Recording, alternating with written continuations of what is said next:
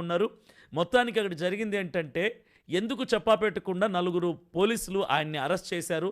Without intimation, without arrest warrant, without notice. అంటే వాళ్ళు ఒకటే చెప్తున్నారంట. లా అండ్ ఆర్డర్ ఇష్యూ వస్తది. ఒకవేళ ముందే అరెస్ట్ చేస్తున్నామన్నటువంటి ఇంటిమేషన్ ఇస్తే చాలామంది వచ్చేసి అల్లర్లు అవుతాయి కాబట్టి చెప్పకుండా అతన్ని అరెస్ట్ చేయడం జరిగింది అని చెప్పారు. మరి ఉదయకాలం 11, 12 వరకు ఆయన ఎక్కడున్నాడో చెప్పకుండా, మేము అరెస్ట్ చేశామని కూడా చెప్పకుండా, ఆ స్టేషన్ దగ్గర జనాలు 600 మంది ఉంటే కూడా ఆ తుకారం గేట్ పోలీస్ స్టేషన్ వాళ్ళే అరెస్ట్ చేశారు. కానీ చెప్పడం లేదు. ఇదెందుకు చేశారు నాకు అర్థం కావట్లా. సరే, లా అండ్ ఆర్డర్ ఇష్యూ వస్తుందని అరెస్ట్ చేశారు. అరెస్ట్ చేసుకొని వచ్చిన తర్వాత చెప్పడానికి తప్పేంటి? ఫోన్లో ఒకసారి మాట్లాడించారు. Just phone call, audio call మాట్లాడించారు అంతే. తర్వాత మరలేదు.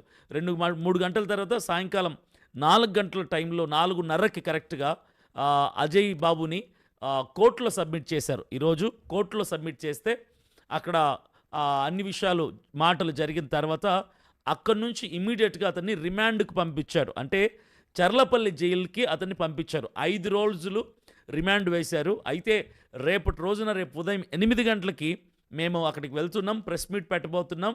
అనేకులతో మాట్లాడతాం, చర్చిస్తాము.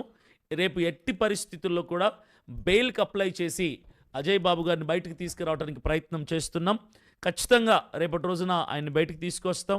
ఒకవేళ రేపు కూడా పనివ్వకపోతే ఎల్లుండి లోపు ఖచ్చితంగా అజయ్ బాబుని అక్కడి నుంచి బెయిల్ మీద బయటికి తీసుకొని వచ్చాకనే మేము హైదరాబాద్ నుంచి కదిలి వస్తానని చెప్పి నేను మీ అందరికి మాటిస్తున్నాను. ఇలా ఒకరి కోసం ఒకరు నిలబడగలిగితే చాలు. నేను చెప్పేది అదే. క్రైస్తవుడు లేవాలి, క్రైస్తవులు నిలబడాలి, క్రైస్తవులు ప్రశ్నించాలి అంటే ఇంతే. ఇంతకు మించింది ఏం లేదు. ఇక మనము రాస్తారోకలు, తగలబెట్టటాలు, పడగొట్టటాలు, విరగ్గొట్టటాలు, దాడులు చేయటాలు కాదు. అన్యాయం జరిగిన దగ్గర ఒక గ్రూప్ ఆఫ్ మెంబర్స్ వెళ్ళి నిలబడి న్యాయం కోసం ప్రశ్నించాలి. ఇంతే. ఇదొక్కటి చేయగలిగితే చాలు. ఇలాంటి కుట్రలు